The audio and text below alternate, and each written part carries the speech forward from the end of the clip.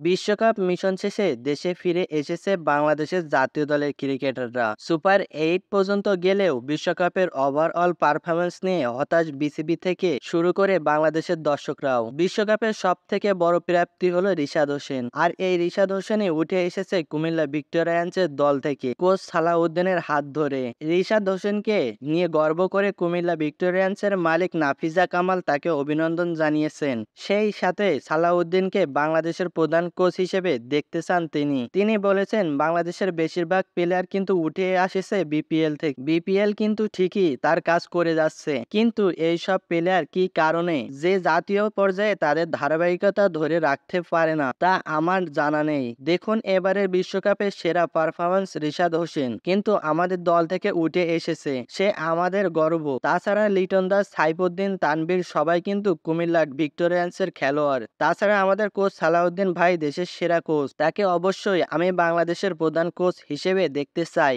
আর আমরা বিসিবির সাথে সরাসরি বসবো।